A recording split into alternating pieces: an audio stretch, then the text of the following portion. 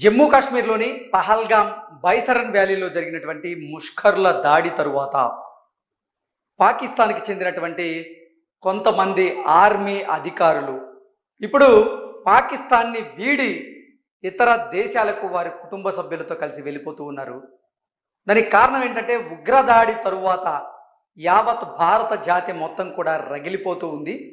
ఈ ఉగ్రదాడికి కారణమైనటువంటి ఉగ్రవాదులకు, అలాగే ఈ ఉగ్రవాదులను రెచ్చగొడుతున్నటువంటి పాకిస్తాన్కి తగిన బుద్ధి చెప్పి తీరాల్సిందే అంటూ పెద్ద ఎత్తున డిమాండ్లు వెల్లువెత్తుతున్నటువంటి నేపథ్యంలోనే భారత ప్రభుత్వం కూడా ఈ ఉగ్రదాడిని చాలా సీరియస్గా తీసుకుంది.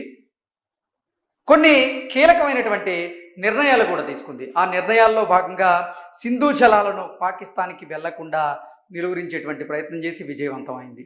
ఆ తర్వాత భారతదేశంలో ఉన్నటువంటి పాకిస్తానీలు ఎవరైతే ఉన్నారో వారు 48 గంటల్లో భారతదేశాన్ని వదిలి వెళ్లాల్సిందిగా భారత ప్రభుత్వం ఆదేశాలు జారీ చేసింది. వారి వీసాలను రద్దు చేసింది. ముఖ్యంగా మెడికల్ వీసాలను కూడా భారత ప్రభుత్వం రద్దు చేసింది. ఈ నేపథ్యంలోనే ఇటు భారత్ పాకిస్తాన్ల మధ్య యుద్ధ మేఘాలు కమ్ముకున్నాయి. ఆ సరిహద్దుల్లో చూసుకున్నట్లయితే ఉద్రిక్తమైనటువంటి పరిస్థితులు ఉన్నాయి.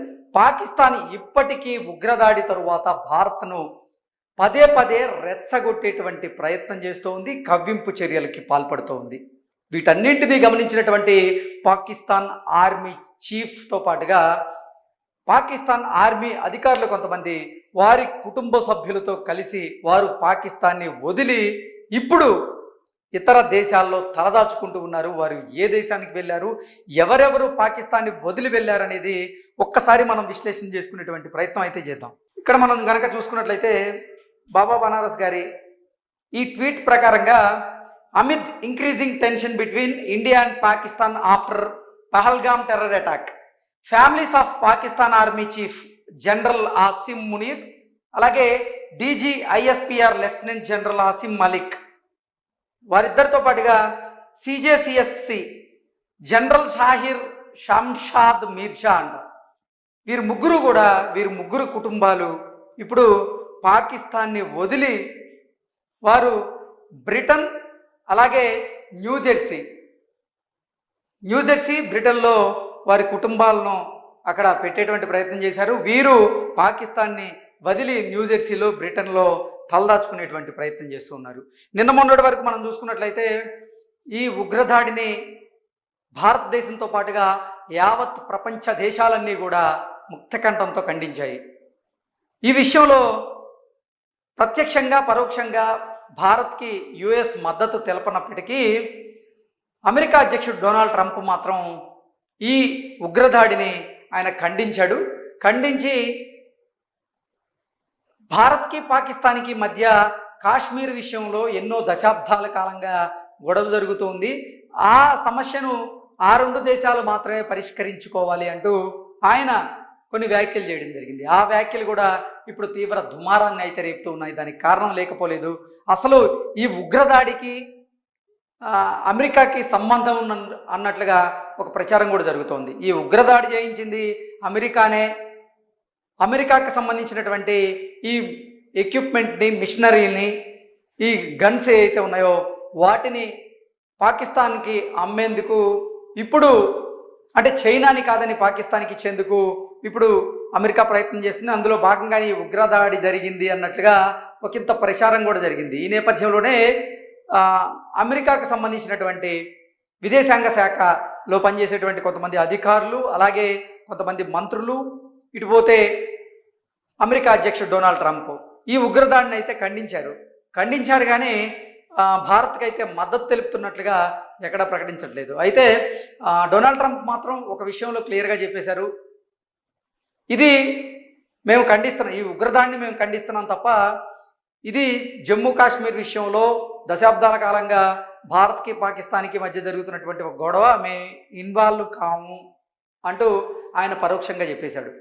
మేము ఇన్వాల్వ్ కాము అంటూ అమెరికా అయితే ఇప్పుడు పరోక్షంగా చెప్పేసింది. ఈ నేపథ్యంలోనే ఇక్కడ మనం చూసుకున్నట్లయితే పాకిస్తాన్ ఆర్మీ చీఫ్ ఎవరైతే ఉన్నారో army chief general Asim Munir ఆయన తన కుటుంబంతో కలిసి బ్రిటన్ కానీ న్యూజెర్సీ కానీ వెళ్ళినట్లుగా తెలుస్తోంది. అలాగే DGISPR lieutenant general Asim Malik అతను కూడా తన కుటుంబంతో కలిసి అతను న్యూజెర్సీ వెళ్ళినట్లుగా తెలుస్తోంది. అలాగే CJCSC జనరల్ అయినటువంటి షాహిర్ షంషాద్ మిర్జా ఇతను కూడా తన కుటుంబ సభ్యులతో కలిసి పాకిస్తాన్ని వదిలి ఆయన న్యూజెర్సీలో తలదాల్చుకున్నట్లుగా మనకైతే సమాచారం అందుతుంది. దానికి కారణం ఏంటంటే ఎక్కడ భారతదేశం ప్రతీకారం తీర్చుకుంటుందో ఈ ఉగ్రదాడికి గతంలో కూడా పుల్వామా ఘటన జరిగిన తర్వాత భారత ప్రతీకారం తీర్చుకుంది.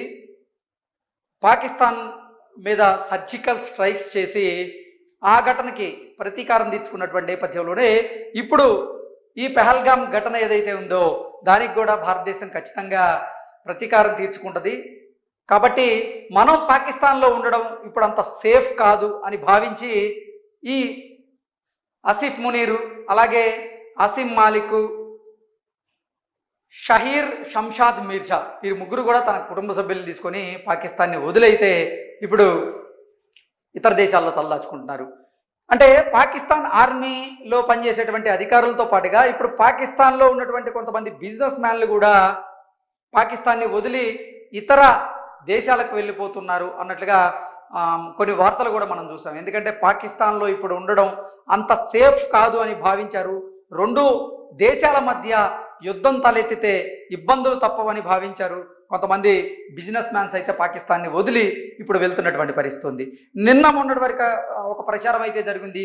ఈ ఉగ్రదాడి జరిగిన తర్వాత Pakistan army chief general Asim Munir ఆయన బంకర్లలో తలదాచుకున్నట్లుగా, బంకర్లలోకి వెళ్ళి ఆయన తన కుటుంబ సభ్యులను ఆయనను కాపాడుకునేటువంటి ప్రయత్నం చేసినట్లుగా కూడా కొన్ని వార్తలు చూసాము. అయితే బంకర్లు కూడా సేఫ్ కాదని భావించాడో ఏంటో తెలియదు, కానీ ఆసిఫ్ మునీర్ మాత్రం అసలు పాకిస్తాన్లో ఉండడమే సేఫ్ కాదని భావించి తన కుటుంబ సభ్యులతో కలిసి విదేశాలకు వెళ్ళిపోయాడు.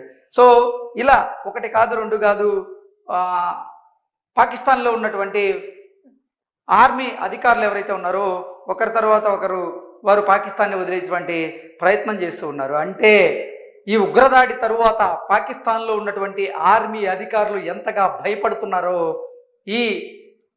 ఈ ఘటనని మనం ఉదాహరణగా తీసుకోవచ్చు. ఖచ్చితంగా భారతదేశం భారత ప్రభుత్వం దీనికి ప్రతీకారం తీర్చుకొని తీరుతుంది అని వారు భావించారు, భయపడ్డారు. అందుకే పాకిస్తాన్ని వదిలి వారు ఇప్పుడు ఇతర దేశాలకు వెళ్ళారు, అక్కడ తలదాచుకునేటువంటి ప్రయత్నం చేస్తున్నారు. అంటే ఇండియన్ రా ఏజెంట్స్ ఆయా దేశాలకు వెళ్ళి వాళ్ళని వెంటాడచ్చు, కానీ ఆయా దేశాల్లో కొన్ని చట్టాలు ఉంటాయి, కఠినమైనటువంటి చట్టాలు ఉంటాయి. కాబట్టి ఆయా దేశాల్లో తలదాచుకుంటే మమ్మల్ని ఎవరు ఏం చేయలేరు అనేటువంటి ఒక భావంలో ఈ పాకిస్తానీ ఆర్మీ చీఫ్తో పాటుగా కొంతమంది ఆర్మీ అధికారులు కూడా అక్కడ తలదాచుకునేటువంటి ప్రయత్నం చేస్తున్నారు. వారు ఎక్కడ తలదాచుకున్నా వారిని ఈ భూమండలం మీద ఎక్కడున్నా సరే ఈ ఉగ్రవాద దాడికి పాల్పడిన వారికి సహకరించిన వారిని మాత్రం ఎట్టి పరిస్థితుల్లో మట్టిలో కలిపి తీస్తామంటూ భారత ప్రధాని ఇప్పటికే హెచ్చరికలు జారీ చేసినట్టు నేపథ్యంలో ఖబర్దార్ మీరు ఎక్కడున్నా కానీ వారిని వదిలేసేటువంటి ఆ ప్రసక్తి అయితే లేదు.